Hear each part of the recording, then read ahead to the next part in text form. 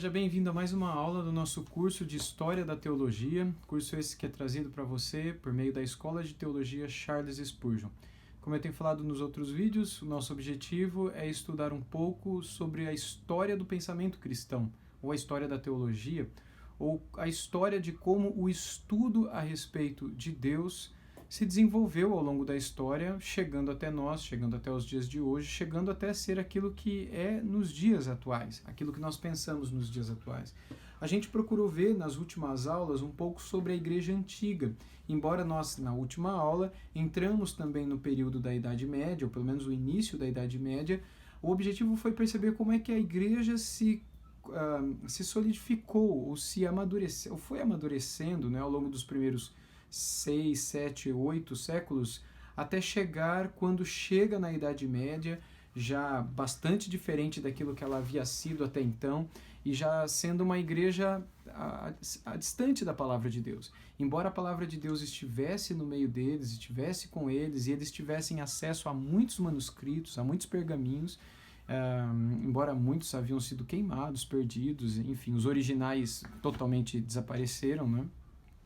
Mas ainda assim não existiu no início da Idade Média nenhuma preocupação, nenhum desejo sincero de colocar essa palavra na língua das pessoas, na mão das pessoas, ou em divulgar isso. É óbvio que haviam dificuldades naturais daquele período. A gente também não pode dizer que os nossos irmãos dessa época eles foram totalmente negligentes, porque para se copiar um texto bíblico naquela época levava pelo menos uns 2, 3 anos. E outra, não era qualquer pessoa que poderia copiar, eram escribas, eram pessoas autorizadas a este serviço. E outra, não eram todas as pessoas que sabiam escrever nem ler, eram raras as pessoas que o soubessem. E mais, quem é que teria interesse em ter uma cópia desse material, sendo que a grande maioria das pessoas naquela época eram analfabetas? E outra, quem é que desejaria passar cerca de 2 anos da sua vida? Quem é que poderia fazer isso? Sem fazer mais nada a não ser sentar e escrever à mão, letra por letra por letra, uma cópia das Escrituras.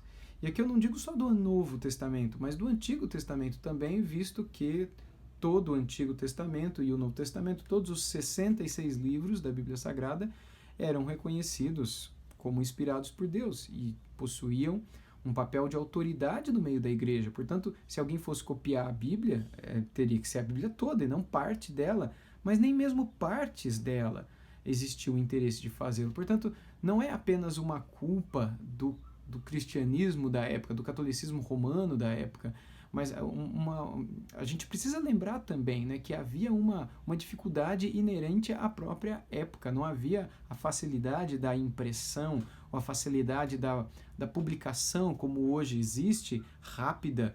Não havia facilidade que depois, por volta do século XV para o XVI, com a invenção da prensa de Gutenberg, embora os chineses já usavam papel e há suspeitas de que existisse uma espécie de prensa em outros lugares orientais também antes, mas se divagou pelo mundo todo depois que Gutenberg divulgou a sua grande impressora, né, a sua prensa, e a divulgação desses textos começou a acontecer de um modo mais rápido, embora depois que a prensa de Gutenberg foi inventada, isso não mexeu com o cristianismo não, da linhagem mais católico-romana. Foi só agora no século XX, agora, recente, que houve o interesse de colocar a Bíblia na língua de todas as pessoas, de falar na língua das pessoas, de que as missas fossem rezadas na língua das pessoas e não mais em latim, que os padres estivessem de frente para as pessoas e que as homilias, as pregações fossem numa linguagem que todo mundo pudesse entender. Isso é recente dentro do catolicismo romano, não é? Então você imagina que mesmo depois da invenção da prensa de Gutenberg, nada mudou na prática de agora um esforço de colocar isso tudo na mão das pessoas, o conteúdo bíblico nas mãos das pessoas. Então havia por um lado desinteresse, havia por outro lado as dificuldades naturais. Então você junta as duas coisas, o que você tem? Você tem uma igreja órfã, uma igreja sem Bíblia, uma igreja sem alimento, uma igreja sem palavra, uma igreja que tem que confiar naquilo que os seus líderes espirituais falam. Se eles forem fiéis a Deus, eles serão abençoados, o povo. Se eles forem infiéis e falarem heresias, erros absurdos, como é que o povo vai saber? Onde o povo vai consultar? Quem no meio do povo sabe ler? E quem deles vai ter autorização para ir pegar um pergaminho, um manuscrito e poder interpretá-lo e procurar nele? Imagina a dificuldade que as pessoas tinham nessa época. Então é importante que quando a gente entra na Idade Média, que a gente lembre disso, que a gente lembre que a igreja da Idade Média era uma igreja com muitas dificuldades de ter acesso à Bíblia, com muitas dificuldades de receber ensino e de ter acesso a uma série de coisas que hoje para nós não é dificuldade mais. Na aula de hoje, a gente vai tratar um pouco de assuntos relacionados ao início da Idade Média, especialmente ao período da Antiguidade Clássica. No livro do Franklin Ferreira, esse livro aqui, você pode encontrar esse livro na internet também, de um modo especial no site das edições Vida Nova. Você pode encontrar esse livro aqui, A Igreja Cristã na História, à venda, caso você queira acompanhá-lo. E eu recomendo fortíssimo, se você tem interesse em conhecer um pouco mais da história do cristianismo e da história do pensamento cristão, que você tenha livros que te ajudem nesse ponto. Eu já mencionei alguns aqui, e eu gostaria de mencionar mais um que ainda não foi citado, que é esse livro do Gerhard McDermott, enfim, que escreveu o livro Grandes Teólogos. Foi publicado por Edições Vida Nova também. E esse livro aqui, ok? Grandes Teólogos, uma síntese do pensamento teológico em 21 séculos de igreja. Esse livro é um livro de história de teologia. É um livro de história, de teologia histórica, que é a minha formação pessoal de mestrado, e que é um livro também de história do pensamento cristão, que é o tema do nosso curso aqui. A diferença é que o autor, o McDermott, ele divide a história do pensamento cristão em personagens. Então, em vez de construir o pensamento, ele constrói a teologia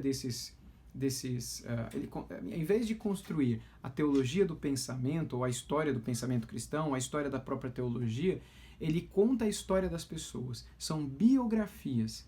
E aí você tem que estar atento a elas para que por detrás delas, você perceba como é que a teologia foi se desenvolvendo. É uma outra abordagem, é muito interessante também, muito boa também, e alguns aspectos curiosos aqui interessantes que eu recomendo você ter para seu conhecimento. Um livro parecido com esse, mas que eu particularmente gosto mais, é o livro Servos de Deus, do mesmo autor do livro que eu tenho lido aqui nessas últimas aulas, que é o Franklin Ferreira, no qual o Franklin faz algo bastante parecido com o autor desse livro aqui, só que de uma maneira um pouco mais abrangente, tratando mais personagens e de uma maneira não somente expositiva no que diz respeito à história do pensamento cristão, mas também piedosa, mostrando como esses personagens que deram a cara e construíram o pensamento cristão, eles eram homens de Deus também, eles eram piedosos também.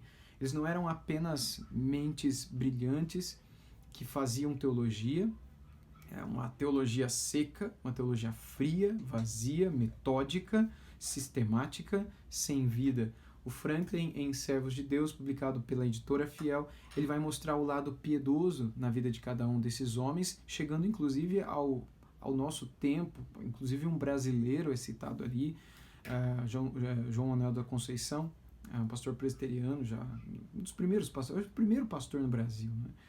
Então, muito bom, recomendo esse livro também para que você entenda como, por meio de biografias, da leitura, de estudo da vida de biografias, né, você conheça um pouco do pensamento cristão de um modo geral.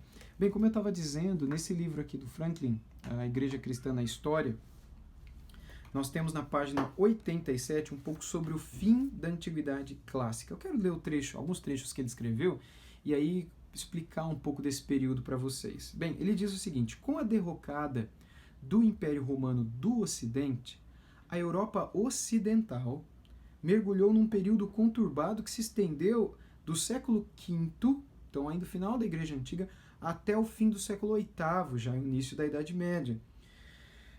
Foi uma era em que os feitos artísticos, culturais romanos foram aniquilados pelos bárbaros. Foi praticamente o período do fim do Império Romano, o período da queda definitiva do Império Romano, que transformaram, seguindo as palavras do Franklin aqui, o Império Romano do Ocidente em uma miríade de reinos menores, vários sub-reinos pequenininhos dentro do grande Império Romano. Então, Justiniano I, eu já mencionei ele aqui em aulas anteriores, governante do Império Romano do Oriente, cuja capital era Constantinopla, atual Istambul, ali na Turquia, era a capital do Império Romano, bizantino, nesse período aqui oriental, reconquistou a maioria dos territórios perdidos do Império Romano Ocidental. Mas, em apenas um século, os herdeiros do antigo império perderam o controle sobre eles. Foi também o tempo em que o cristianismo se consolidou na Europa e em que os árabes, omíadas e depois os abássidas conquistaram com seus exércitos todo o norte africano, o norte da África, o Oriente Médio e a Ásia Menor. A ilha de Creta, Sicília e grande parte da Espanha, vencendo o reino godo e relegando o norte do país à monarquia cristã espanhola. Essa história é muito conhecida também, né? As marcas, né, desse período da invasão islâmica, nesse período aqui do cristianismo, início do período islâmico, ainda hoje estão pelo sul da Espanha, pelo sul de Portugal também, a marca dos mouros, né, como eles são conhecidos hoje, pelo tempo que eles viveram e ficaram nesses lugares. Vou continuar aqui a leitura. Ao final do século XI, as forças islâmicas haviam conquistado 2/3 do mundo cristão, incluindo Palestina, Egito, Ásia Menor, um período no qual eles acabaram possuindo a própria Jerusalém e construindo espaços ali que até hoje existem, que para eles são extremamente importantes e valiosos, né? Lugares que não eram a periferia da cristandade, mas o seu verdadeiro centro, coração. Mesmo regiões da Gália, como Aquitânia e Provença, foram dominadas pelos muçulmanos, até que Carlos Martel os venceu em Poitiers, na França, né, em 732 depois de Cristo. Enfim, o Franklin destaca aqui algumas coisas relacionadas ao islamismo, o que é o Islã, um pouco da história do Islã. Eu não vou entrar nesse ponto aqui agora, obviamente, porque não é o nosso objetivo. Mas é interessante, se você quer conhecer um pouco a fundo a história do pensamento cristão, embora não houve doutrinas específicas capitais que foram solidificadas e melhor trabalhadas pelos cristãos por causa da influência islâmica que oprimiu, que questionou, isso não aconteceu, né? Mas é interessante para percebermos como nesse período de expansão islâmica, final do século VII, começo do século VIII, século IX, enfim, entrando na Idade Média, como isso, de certo modo, mexeu com o cristianismo e fez com que o cristianismo se tornasse, em muitos aspectos, parecidos com o próprio islamismo, perdendo algumas das suas características mais fundamentais, entrando em guerras, entrando em embates, entrando em uma espécie de sistema quase que político, por que não dizer, de defesa e ataque, de mortes e guerras, como as cruzadas, algumas delas pelo menos, por influência simplesmente daquilo que foi o islamismo, quando o cristianismo acabou por se perder de fato. Já não tem Bíblia, a gente está querendo ser como os outros são. A única diferença é que a gente acredita em Jesus, mas não há mais diferença. Algo muito parecido com o que aconteceu com os israelitas no período da monarquia dividida, o período do reino dividido, né? Dos séculos 8 até aproximadamente século 6, 5 a.C., e mesmo também durante um bom tempo no período do judaísmo do Segundo Templo, após o período de Zorobabel e Josué, filho de Salatiel, na reconstrução do templo quando eles retornam da Babilônia, um período de abandono, de desconfiança e de, enfim, apenas no nome, né? Falando de um jeito simples, apenas no nome eles se consideravam israelitas, mas na prática, no coração, eles foram condenados por Deus diversas vezes. E a leitura dos profetas menores, como a gente os chama, né, hoje, erroneamente, mas é o nome que a gente dá para eles, mostram pra gente, né, como foram a vida deles. É o que a gente percebe no cristianismo do início da Idade Média. Embora há aspectos interessantes e positivos também no período das cruzadas, muitas delas, além de outras situações que não são as cruzadas, que existiram nesse período, foram marcadas por uma influência islâmica, que é o que eu estava dizendo há pouco, e que acabaram fazendo com que o cristianismo ainda perdesse ainda um pouco mais das suas características iniciais, né? Bem, o Franklin continua aqui um pouco mais à frente. Essa foi uma era de reviravoltas políticas que trouxeram fome, violência e epidemias. Ao mesmo tempo, foi também uma época em que traços característicos essencialmente medievais começaram a surgir nos costumes, no vestuário e na escrita e na fé. No que se refere ao cristianismo no Ocidente, foi uma era de clericalização do saber e do ensino e de institucionalização da fé cristã, com liturgia e estrutura teológica bem articuladas. Entretanto, no que diz respeito ao Estado, foi uma era de enfraquecimento. Terras da Europa divididas em reinos que guerreavam entre si, enrijecimento da hierarquia social, miscigenação ética e cultural entre bárbaros e romanos, mudanças linguísticas e do uso e formas do latim, retrocesso da vida e economia urbanas. No contexto da difusão do islamismo, o cristianismo ocidental deixou de ser uma fé mediterrânea e voltada para o Oriente para ser uma fé europeia e voltada tão somente por norte. Por qual razão? Porque o islamismo ocupou tudo.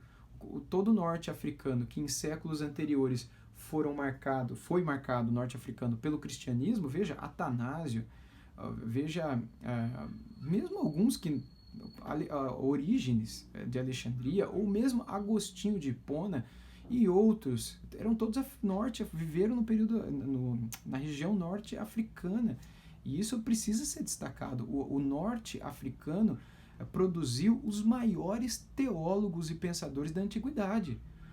Depois desse período, o norte africano foi praticamente totalmente islamizado e não se brotou ali, não saiu dali nenhum teólogo como no período da Igreja Antiga. Se a gente vai para a Palestina, para o Oriente Médio, para a região de Israel, da Síria, da Ásia Menor, a atual Turquia, da Grécia, o que aconteceu com todas essas regiões? Foram todas islamizadas.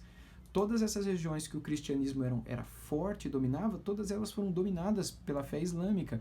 E por outro lado do Império Romano, a parte ibérica, o sul de Portugal, o sul da Espanha, a França nem tanto, porque eles perderam na batalha que a gente já mencionou aqui, né, numa outra ocasião. Mas principalmente a Espanha e outras regiões mais da parte sul da Europa, o entorno do Mediterrâneo, foram todas tomadas, praticamente todas tomadas por exércitos islâmicos. Então, o cristianismo, que até então foi uma religião do entorno do Mediterrâneo, do norte africano, do leste e oeste do Mediterrâneo e do sul europeu, agora eles são empurrados para o norte da Europa e eles acabam se misturando com uma série de outras questões e pontos que a gente vai acabar entrando aqui quando nós entrarmos nas aulas relacionadas à Idade Média, que é fantástico, e aguarde essas aulas chegarem. Então, nesse primeiro momento é importante que a gente entenda esse cenário. Está tudo mudando, o mundo está mudando. O cenário, o mapa político-religioso, principalmente religioso, político também, está mudando. Isso tudo vai mudar depois. Em Portugal, começando em Portugal, isso tudo vai mudar, com meados ali da Idade Média, baixa Idade Média, né? Vai mudar e isso vai influenciar outros lugares, os mouros serão expulsos, a reconquista da terra, as cruzadas vão acontecer, mas nesse primeiro momento da Antiguidade Clássica, o início da Idade Média, o cristianismo está fraco, o cristianismo está sem a Bíblia, o pensamento teológico simplesmente para, não se desenvolve mais, grandes pensadores como era no início. Eu não estou querendo dizer aqui que não há mais pensadores, existem sim, nós vamos destacar alguns, mas não era como foi no início, e o cristianismo acaba se enfraquecendo por todas essas razões que eu mencionei até agora. Algo que eu quero destacar e que é muito importante, e que faz parte desse período também, embora remonta a períodos anteriores, mas é o que dá sustentação para o pouco de cristianismo que existiu no início da Idade Média, que são os movimentos monásticos. O movimento monástico não nasceu na Idade Média. O movimento monástico nasceu imediatamente após o Edito de Milão. Você lembra do Edito de Milão, que eu comentei numa aula anterior, falando sobre Constantino, e na qual eu menciono que depois do Edito de Milão, que era uma espécie de centro do Império na época, concedeu liberdade religiosa, tolerância religiosa em praticamente todo o Império Romano. Muito bem. Depois desse período, o cristianismo, que até agora se encontrava perseguido e que vivia o martírio vermelho, agora vê a ganância, vê a cobiça, vê a liberdade. Não se fala mais, não se vê mais os mártires, não se fala mais de como no passado Inácio, Tertuliano, Orígenes mesmo, ou Policarpo, ou tantos outros foram, ou Paulo, Pedro e outros foram martirizados pela sua fé. Não se fala mais nisso. Agora o cristianismo é permitido, agora não existe mais o martírio vermelho. Foi justamente nessa época, quando a ganância e a idolatria começaram a entrar dentro da igreja, que algumas pessoas começaram a fugir para o deserto e nasce o movimento monástico. Aqui a gente está no século IV a.C. Por que eu estou voltando no tempo? Para mostrar para vocês como no início da Idade Média, o que tinha de cristianismo, do meu ponto de vista, principalmente estava dentro do movimento monástico. O movimento monástico, então, nasce lá atrás, no século IV, como uma luta contra a idolatria, por incrível que pareça. O movimento monástico daquela época era totalmente diferente do monasticismo hoje, é óbvio. Mas nasce como uma luta contra a idolatria. Pessoas, homens e mulheres que fogem para o deserto para terem uma vida a só. Daí vem o monjo, ou mônaco, ou mono, de monástico, né? Sozinho. Ele vivia sozinho, não existia dois monges juntos. Era monge sozinho, né? E eles cometeram absurdos, né? Os dendritas, por exemplo, dendron, árvore, né? Eles construíam casinha em cima da árvore e subiam lá e ficavam lá, sozinhos, para sempre, para lutar contra a ganância, idolatria, cobiça, etc. Era uma maneira deles morrerem também. Mas agora não era mais o martírio vermelho, mas aquilo que na história do pensamento cristão ficou conhecido como martírio branco. Existiram os estilitas, não confundir com estilista.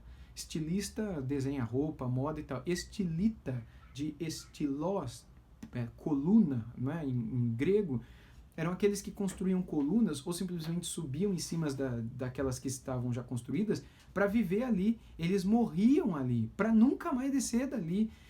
E é óbvio que eles cometeram abusos, alguns deles outros abusos piores, e a igreja condenou esses monges e pouco a pouco esses movimentos desapareceram, até que eles começaram a se reunir. E aí surgem as comunidades cenobíticas, não é? Então, sim, eles estavam juntos entre si, a vida junta. Cenobítica, em rigor, seria isso o significado da palavra. E eram comunidades monásticas. Então, agora, os sós se reúnem. E eles estabeleciam sobre si um pai, um abba, um orientador, um pai da fé, um pastor, que eles acabaram dando o nome de abade. Então, esses monastérios possuíam um abade, um pai espiritual que lhes alimentava. E qual é o interessante desse período? Interessante que foi desse movimento monástico, desses monastérios, que saíram os primeiros e principais missionários desse período do final da Idade Antiga para o início da Idade Média. O Franklin tem um capítulo aqui também no qual ele destaca os movimentos monásticos e fala de alguns deles, como Patrício, Colúmbia, Agostinho de Cantuária. Eu vou destacar alguns deles aqui brevemente, né, apenas para o seu conhecimento e para você ver como é interessante essas histórias. Mas o que eu quero deixar destacado aqui é a grande atividade missionária desses movimentos monásticos, acima de tudo, e que depois acaba por influenciar outras pessoas em séculos posteriores, já na Idade Média, com esses movimentos monásticos. Ainda hoje existem algumas ordens monásticas que estão mais focadas em missões. Naquela época eram todas, praticamente. Imagina, você sai da sua cidade, você sai do grande centro, você quer fugir da idolatria, da ganância, da cobiça, da mentira, da idolatria. E você vai para o deserto, para um tempo a sós com Deus, para ser maturado, para ser trabalhado, para ser edificado. E dali o que você faz? Você vai para o norte da Bretanha, você vai para o norte dos eslavos, você vai para o fim do mundo, para pregar o evangelho, para estabelecer a igreja, onde a igreja ainda não existia.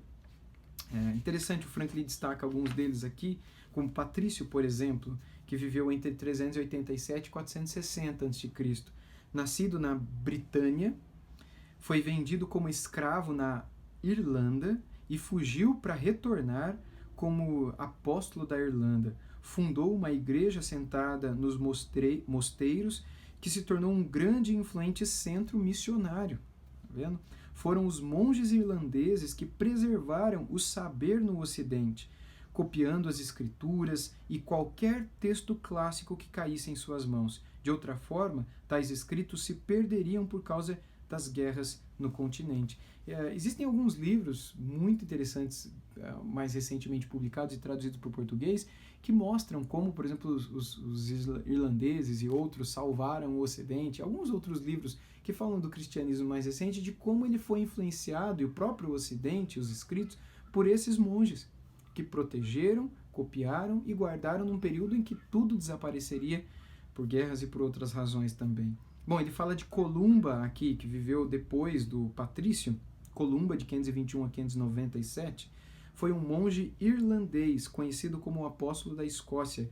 Ele fundou na ilha de Iona, perto da costa da Escócia, um mosteiro, veja, para evangelizar os bárbaros pictos, que se tornou um famoso centro missionário. Você está percebendo?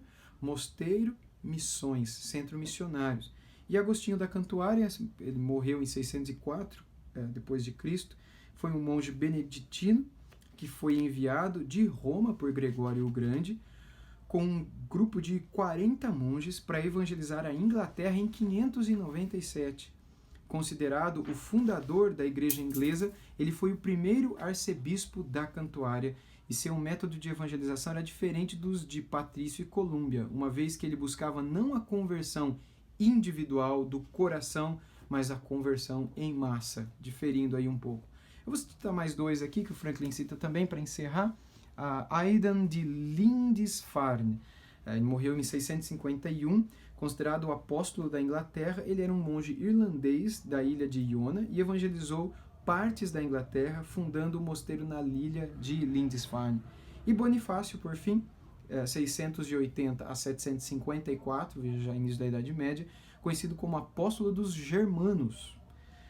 Foi um monge beneditino inglês que em 716 partiu para evangelizar os saxões, que viviam nos territórios da Frísia e da Germânia, região do norte da Europa, enfim, a Alemanha e outras regiões ali no norte da Europa, trazendo-os para a fé cristã.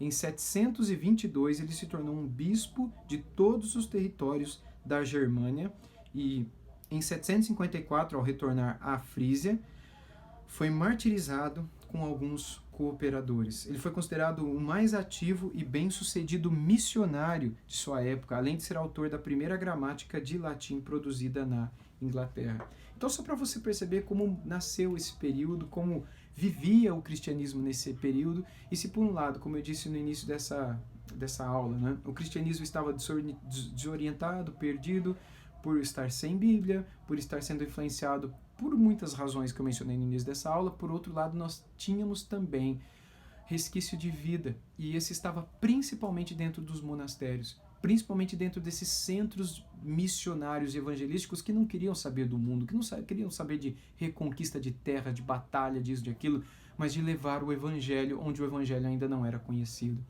Eles tinham dificuldades, inúmeras dificuldades. Imagina você como eles fizeram isso sem ter a Bíblia, ou tendo pouco acesso às Escrituras, porque eram nesses lugares que as Bíblias eram copiadas. Eles eram os únicos que, na verdade, que tinham acesso à palavra, mas mesmo assim com muita limitação, fazendo cópias, protegendo-as, fazendo bibliotecas. Estava tudo dentro desses mosteiros. Aliás, até hoje estão essas cópias manuscritas mais antigas, a grande maioria desses textos estão em monastérios antigos. Para você ter acesso, para você fotografar, para você pesquisar, você precisa de autorização para entrar num desses monastérios, que alguns deles com cerca de 1000 anos de existência. Portanto, assim Deus preservou o seu povo, assim Deus preservou a sua palavra, e assim a gente entra na Idade Média dentro das nossas aulas aqui do curso, olhando um pouco para o movimento monástico e missionário e um pouco também para as influências externas que acabaram por prejudicar a pureza do cristianismo que durante o período da Igreja Antiga se manteve tão evidente. Até a nossa próxima aula, em que você continue estudando e nos acompanhando em todos esses conteúdos que aqui temos compartilhado.